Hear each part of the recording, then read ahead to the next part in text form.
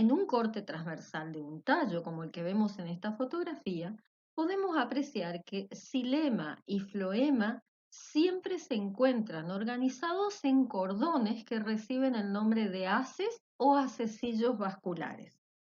Cada uno está formado, además de estos dos tejidos, por el meristema que los origina, que es el procambium. Veamos cómo es la estructura de un hacecillo. Aquí tenemos un corte transversal del tallo del maíz. Es una gramínea que pertenece a las monocotiledóneas. Como vemos en el tallo, hay numerosos de estos haces vasculares. Si prestamos atención a uno en particular, podremos analizar su estructura. Un hacecillo está formado básicamente por el meristema, que es el procambium, que va a formar hacia afuera, es decir, orientado hacia la epidermis, el floema, y orientado hacia el centro del tallo, desarrollará o diferenciará el xilema. Vieron aquí cómo siempre el procambium queda metido entre los dos tejidos que diferencian. En este hacecillo en particular hay todo un casquete o anillo de fibras que rodea completamente al hacecillo. Veamos ahora cómo son las células y su organización. Recordemos que en el floema teníamos tres tipos de elementos. Teníamos elementos cribosos, que podían ser células o tubos cribosos, asociados con parénquima y asociados con fibras. Recordemos que era un tejido complejo. Lo mismo ocurre en el xilema, donde tenemos elementos traqueales, que podían ser traqueidas o miembros de vasos, asociados a parénquima y también asociados a elementos de sostén como las fibras. Ahora, el proceso por el cual el procambium origina hacia el exterior floema y hacia el interior xilema es un proceso que se describe normalmente como diferenciación transversal. ¿Por qué transversal? Porque ese es el tipo del corte en el cual se analizan. Aquí puede verse inclusive cierto orden en las células que se van diferenciando, siendo las más externas las que se denominan protofloema, luego metafloema, y hacia el interior tendremos protoxilema y metaxilema. ¿Cómo queda organizado de esta manera? Es algo que se analiza a través del proceso de ontogenia. Recordemos que en este caso estaremos analizando cómo se forman las células del floema y cómo se forman las células del xilema, ambas a partir de un mismo procambio. Este proceso de diferenciación no se puede ver en un solo corte, es decir, necesitamos distintos cortes realizados a distintas alturas en el tallo. Veamos aquí un hacecillo en el caso del maíz, en el cual en el centro, y yo delimité con una línea amarilla, encontramos el procambium. Este procambium, por diferenciación, va a formar hacia afuera las primeras células del floema y hacia el interior las primeras células del xilema.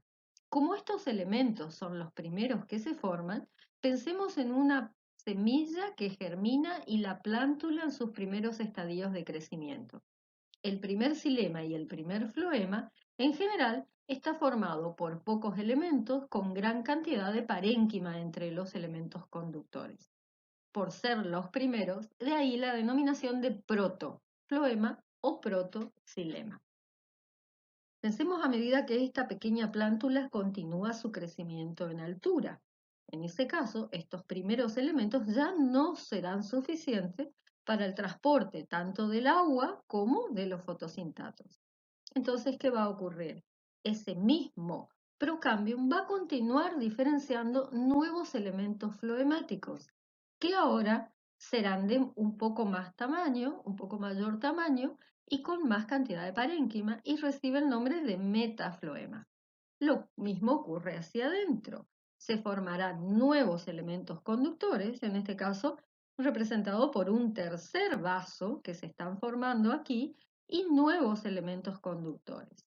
Eso será un metaxilema. A medida que estos elementos del metafloema y metaxilema puedan ir madurando, se formarán estos tejidos. Esto es el proceso que llamamos diferenciación transversal. Las fotos que estamos viendo son en el caso de un acecillo de conducción del maíz.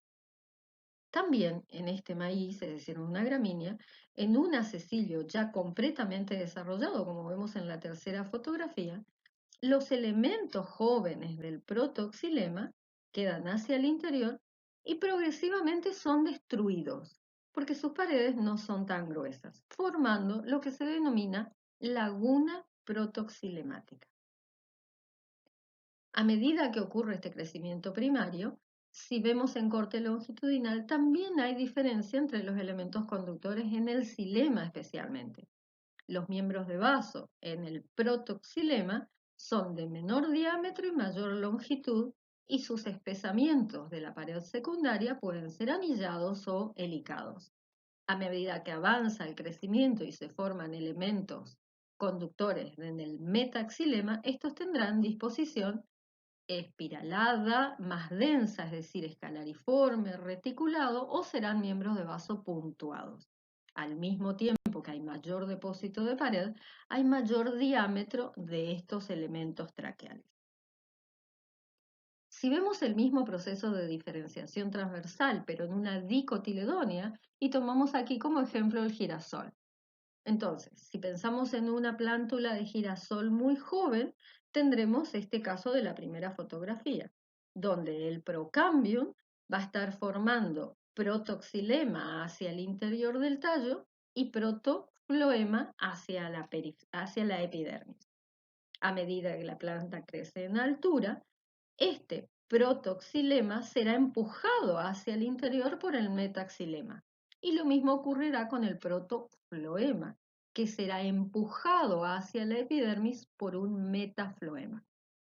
En un acecillo de mayor tamaño, entonces queda esta organización típica del procambium en el centro, seguido por metaxilema y floema a ambos lados. Floema y protoxilema quedan lo más lejanos posible, ya que fueron los primeros elementos diferenciados. Entonces, si analizamos el orden de aparición de los tejidos, vemos que primero está el protofloema y luego el metafloema, por lo que hablamos de una diferenciación centrípeta, es decir, hacia el centro. Por el contrario, si vemos dónde aparece el protoxilema y luego el metaxilema, vemos que su sentido de diferenciación transversal es centrífuga, es decir, hacia afuera. A continuación, veremos cómo el xilema y floema puede tener distinta organización y tendremos distintos tipos de acecillos de conducción. Haz colateral cuando tenemos hacia uno y otro lado del meristema xilema y floema. Cerrado aquellos acecillos que no forman cambium y abierto aquellos acecillos a partir de remanentes de procambium desarrollan un meristema secundario que es el cambium. Luego tendremos acecillos bicolaterales con floema a ambos lados y xilema en el centro y acecillos concéntricos, ya sea con el floema hacia afuera o el floema hacia adentro.